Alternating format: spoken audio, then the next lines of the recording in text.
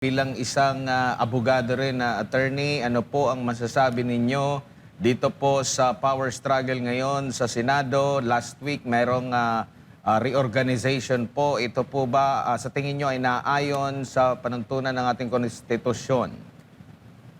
It really dismal at saka nauseating, much less abominable. You have to remember that our country is bleeding. Much is to be attended to.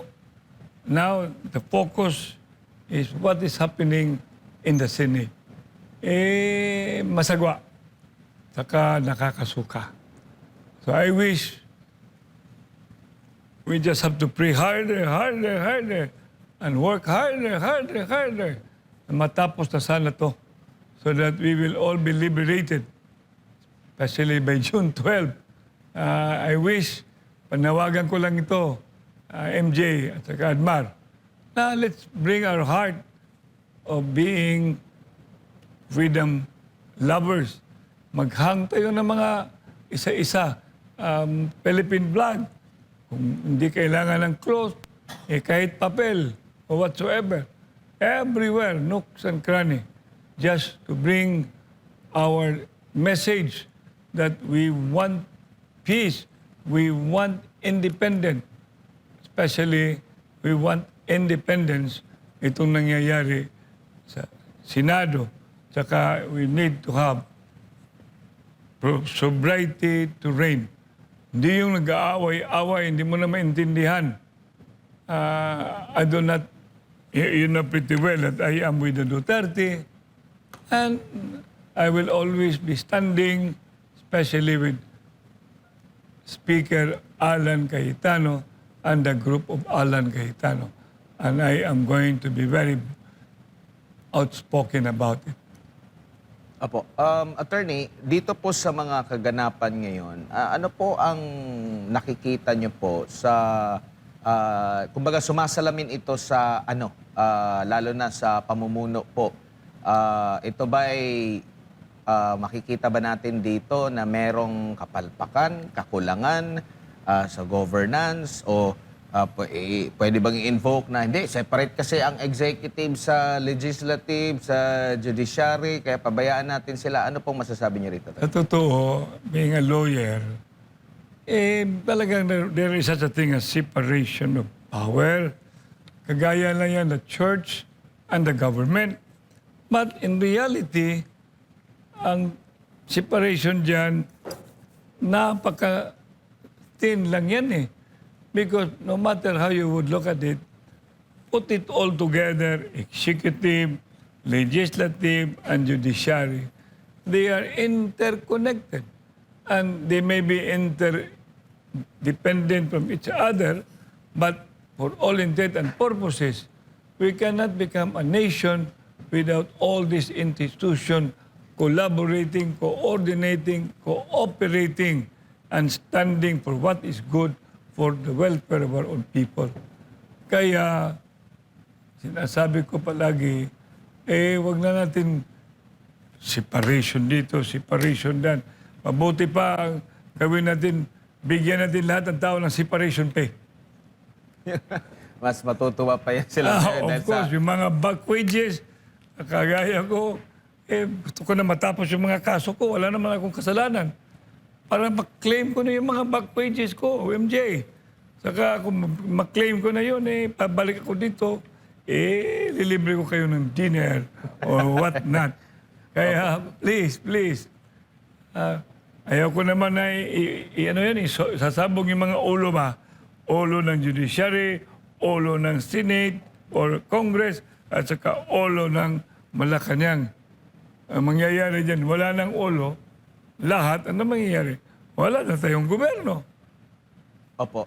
Wala na rin tinitingnan natin future for our children. Wala na. Opo. Bago lang si partner MJ, Mayor, masyado lang po bang natututukan ngayon yung usapin at issue, banggaan sa usaping politika at ang nangyayari, kawawa ang taong bayan? The word there is cover up. Cover up because there is incompetence, no matter what. There is mismanagement. You cannot deny it. There is lack of governance. And the intention is wanting to finish the whole term. But it's not even the only intention is to extend if it can be. Because ganun yung mangyayari. Pag you're already in a certain position of power, influence, gumagana na yung mga perk, mga amenities na you're enjoying, ayaw mo na magbitiw. What is that? Greed for power. At the end of the day, your influence for the general welfare, magko-convert na yan, MJ at saka Admar, to the interest of your pocket and your self-interest. Kaya masagwa. Mayor, may gabi. Yes, may gabi. Apo, Mayor, ito pong issue ngayon sa Senado, isa lang po ang bottom line nito. Hahanapin po ang pananagutan, paghahanap po ng accountability sa issue po sa flood control. Di ba po, Mayor, ang Cebu, some parts of the province, biktima po ng baha dahil po sa palpak na flood control projects. Baha, sa totoo, in the book of my grandfather, and my grandfather became a mayor in 1938. Baha, nandyan na yan. Nandyan na yan, baha. Kaya nga sa ginigising, kasi mayroong baha, at saka nag-prepare pa siya ng baruto in his book. But we know too well, ang Cebu City is a city surrounded, and then there is a coastal. Saka yung Cebu City, yung pag high tide, pumapasok yung tubig, Admar, MJ, doon sa Cebu. Inland. Ngayon, kung di mo lalagyan ng mga high-tech, kagaya ng Singapore, and etc., so ang mangyayari, hindi mo masosolve. Plus, makita mo yung ginawa ng DPWS. Binisita namin yan ni si Mato.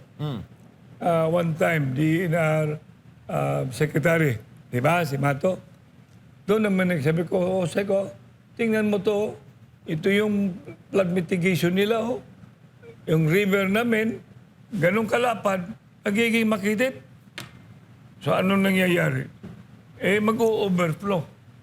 Pag mag-overflow yan, Admar, kasama na yung tao, mawawas out. Yun ang nangyayari doon sa Barangay Lusaran na malapit mag-wipe out. Doon ang nangyayari sa Barangay Bakayan. Bakayan. Yung ang daming patay. At saka nakikita mo yan na mga sasakyan nagpatong-patong. Kaya yung sinasabi mong flood control, mayroon din.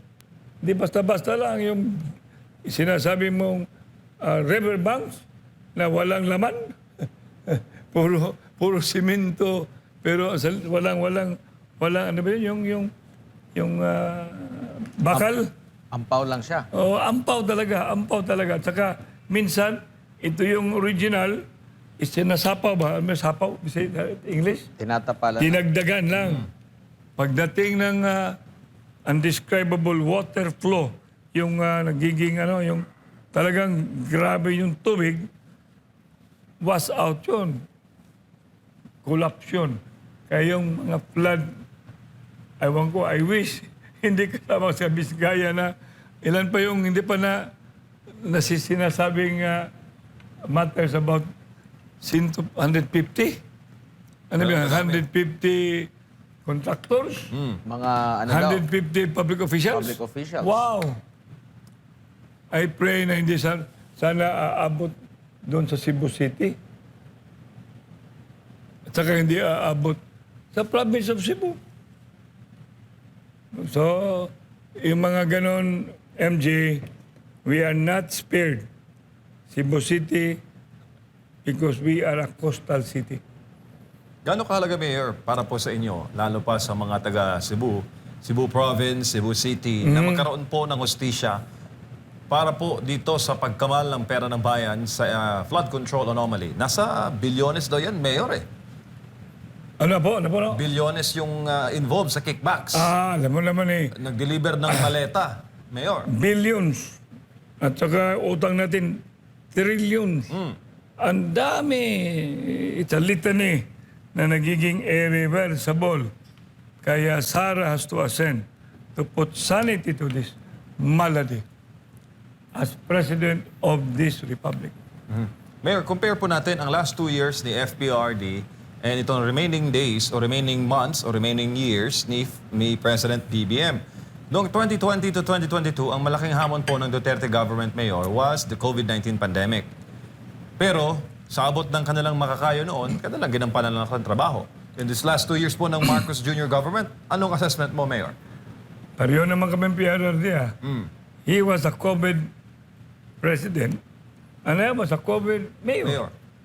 And then I became a COVID mayor because yung mayor ko at a certain time, nagiging vice mayor ako, saka naging mayor ako, naging vice mayor siya, he died.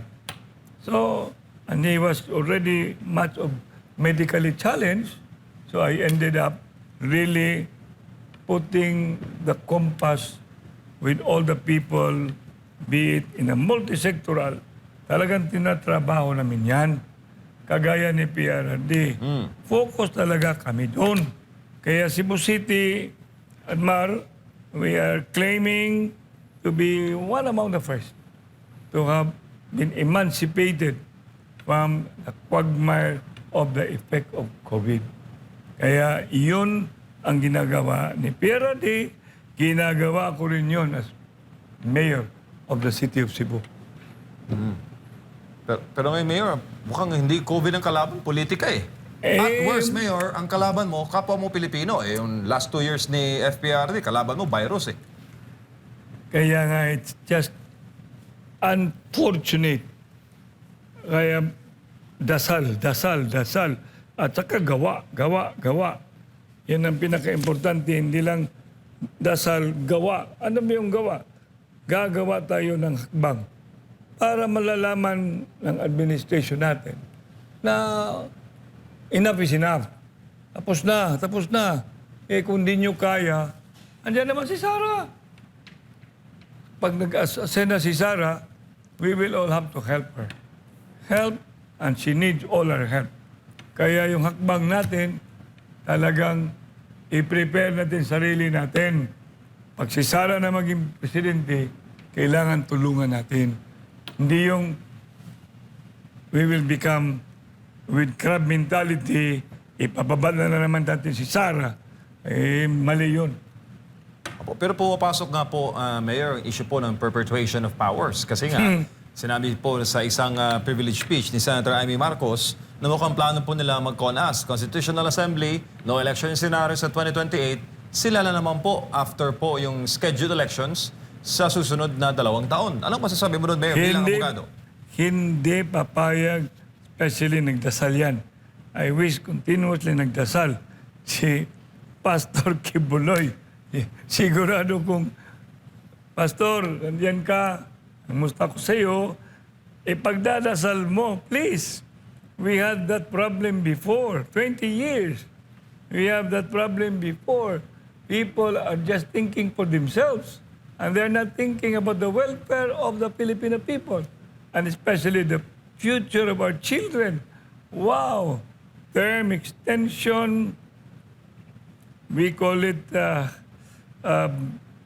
no election, but focus on how they can expand through Constituent Assembly. I really dislike Constituent Assembly. Pag gusto natin talagang Constitutional Convention. Kasi sa Constitutional Convention, ikaw ay sana binisaya, piliun man ka, you will be elected.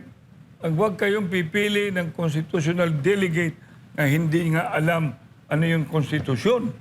Kaya nga, you must be very careful na pag sino yung sasama sa Constitutional Convention, talagang mayroon siyang sektor that he or a group fighting for certain interest or can be too influential to come up with a new constitution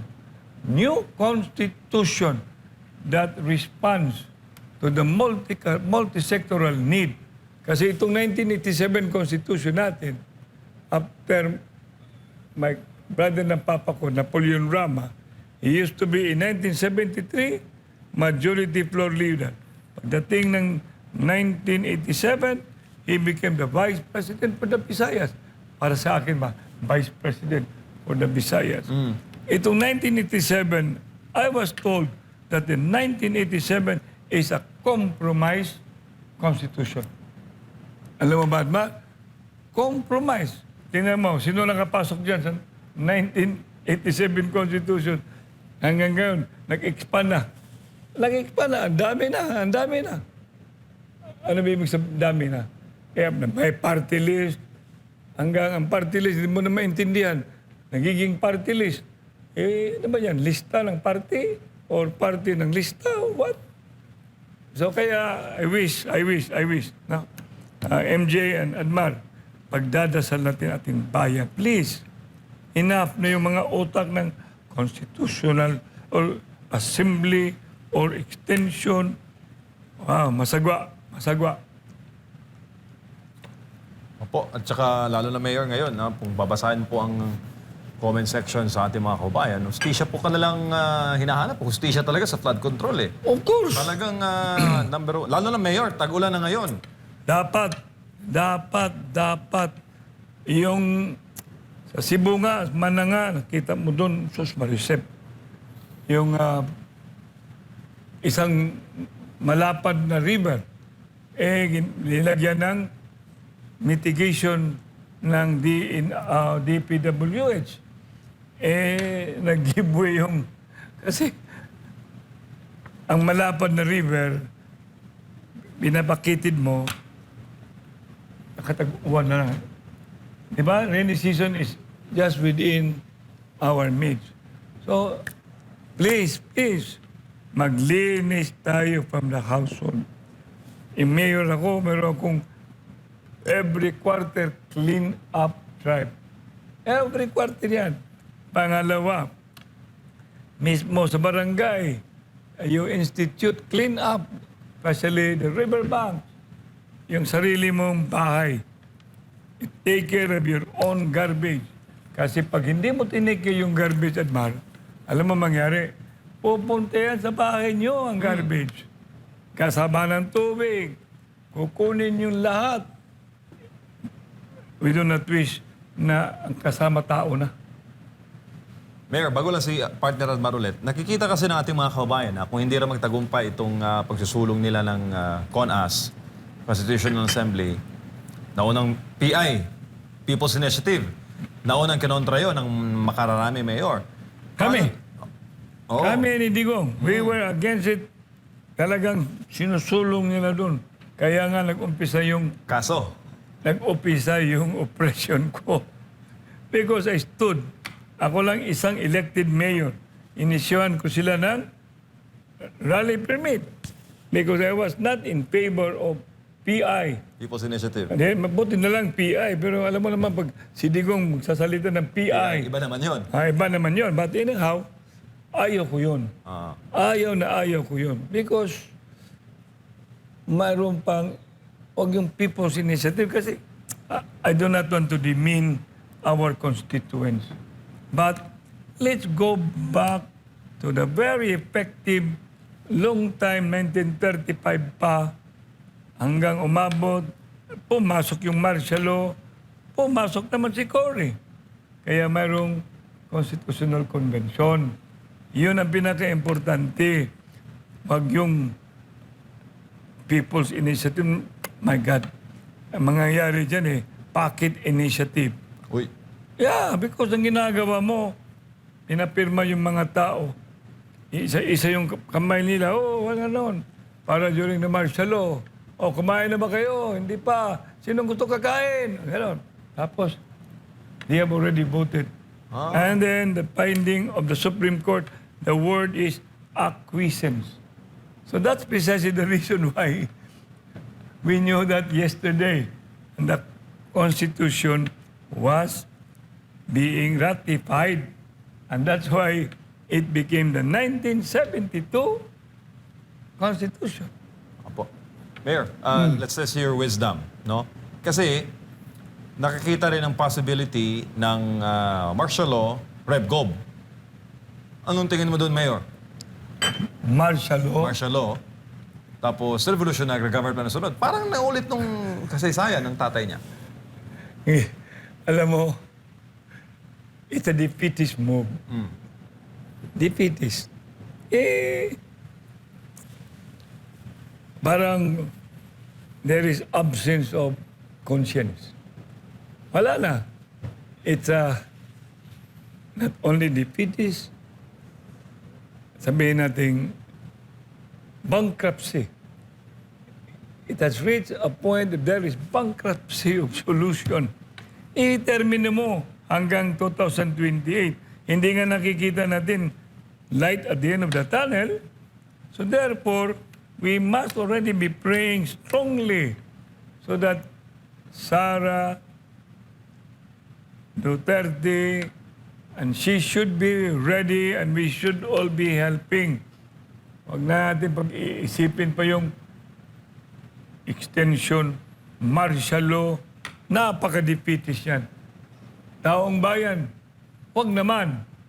Kasi pag ginagawa nila, alis, abot na nga tayo. Layo kasi ako, nandun ako sa Cebu eh. Cebu. Pag mayroon na akong, wala naman ako helicopter, wala akong replano. But to bring you to yesterday, I was reviewing in Ateneo when Ninoy was killed. I never missed a month of all those protests, MJ, in Ayala.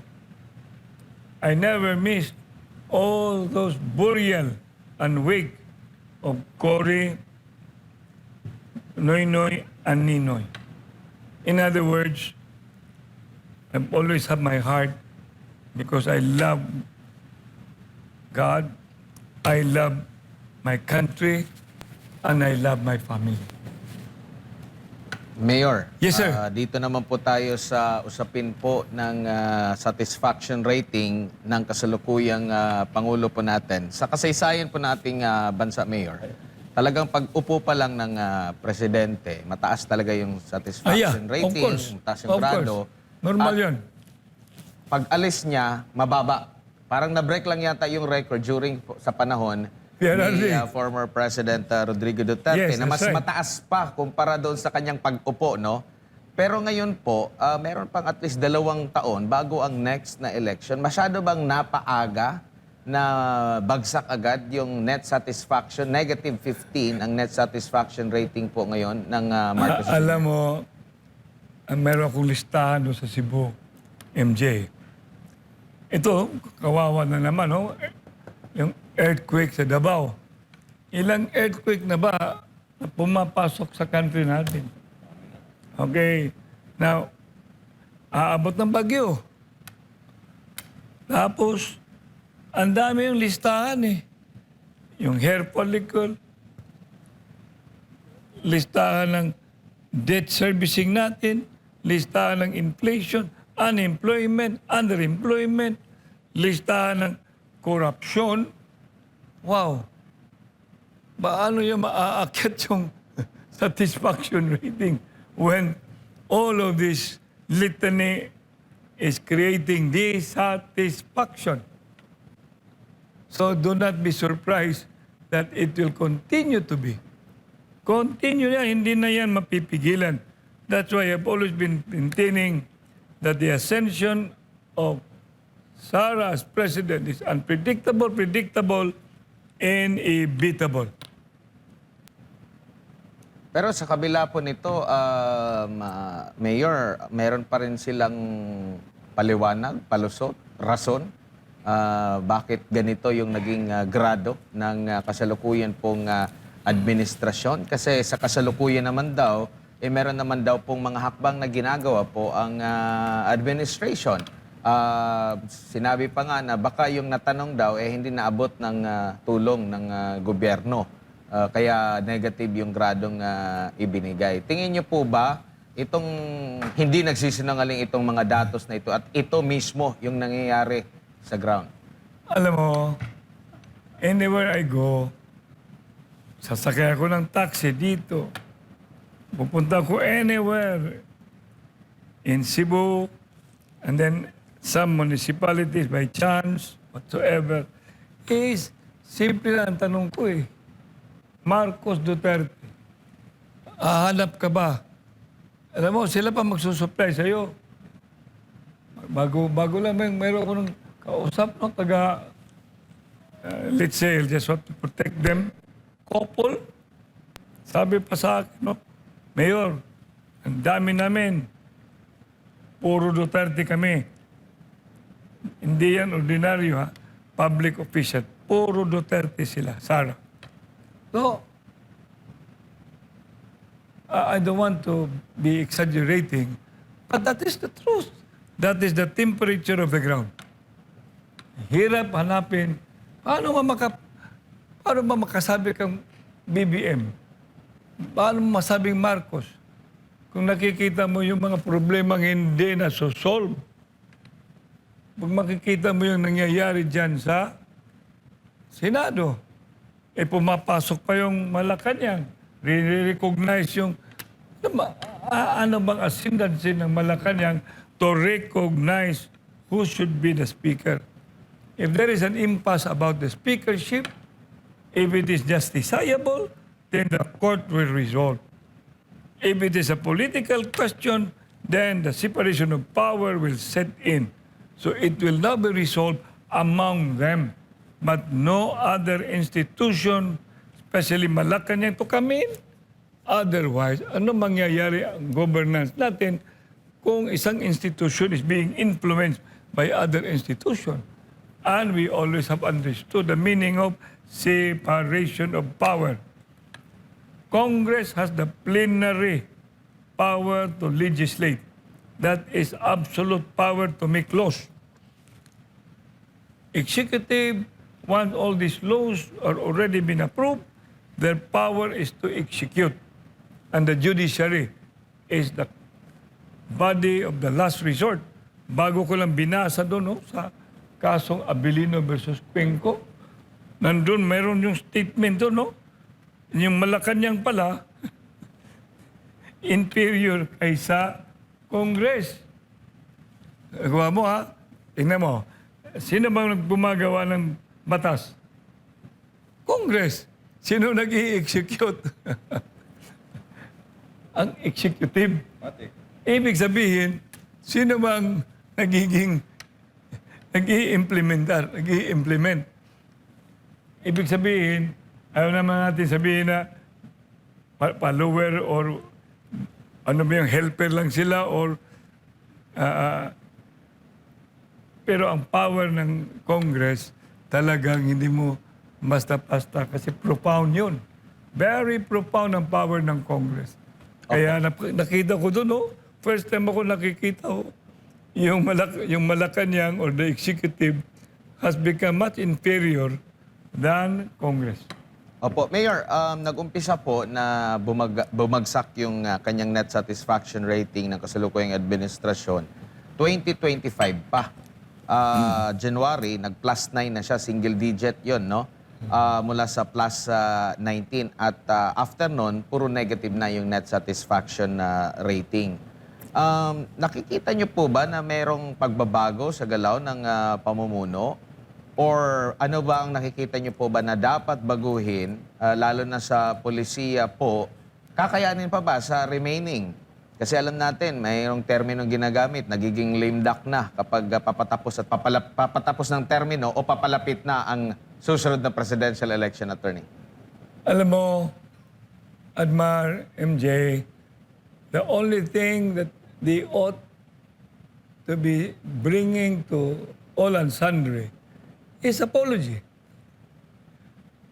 Wala akong nakikitang that there is still, we call it, light at the end of the tunnel. Wala. It has become so much being insurmountable na yung solusyon sa nangyayari sa ating bansa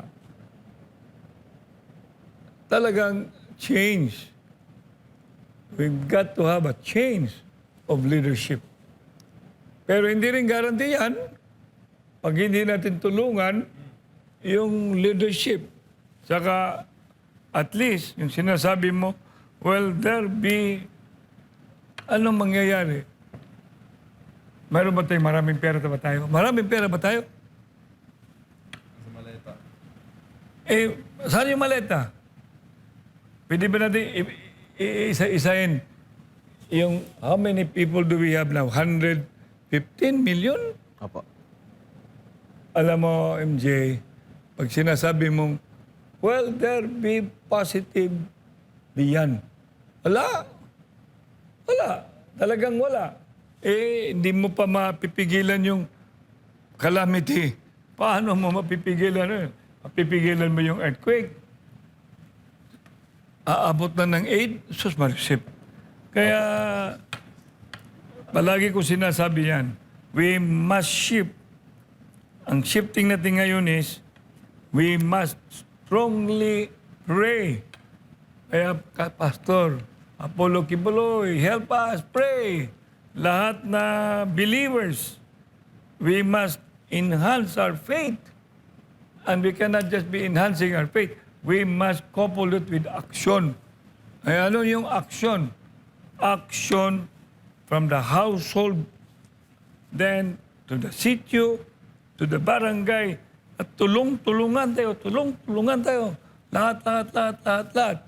Hindi pa yan guarantee. Hindi pa, I'm telling you, it's not because too much destruction has befell our nation. Opo. Huli na lang po, Attorney.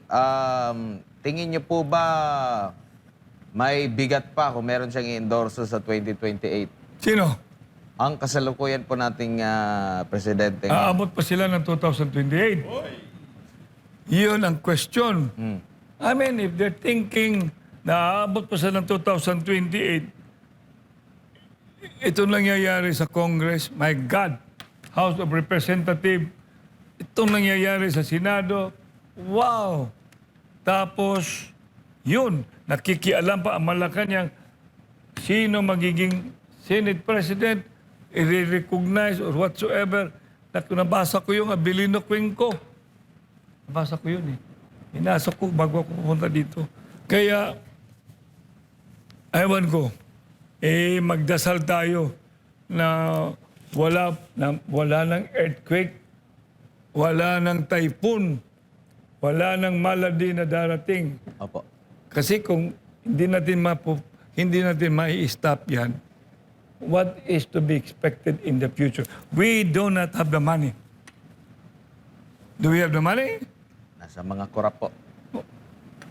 Mabigay na balik sa kaban ba yun? Opo. Yung treasury. Tapos i-divide natin sa mga tao. Opo. Ang tas-tas na rin ng utang natin. Hindi na lang utang natin, yung dollar, naging senior citizen na. Correct. Opo. Kaya wag na tayong magbiruan, wag na tayong magtawanan. Wala akong makikita. I do not see light at the end of the tunnel. Wala. Siguro I'm sorry.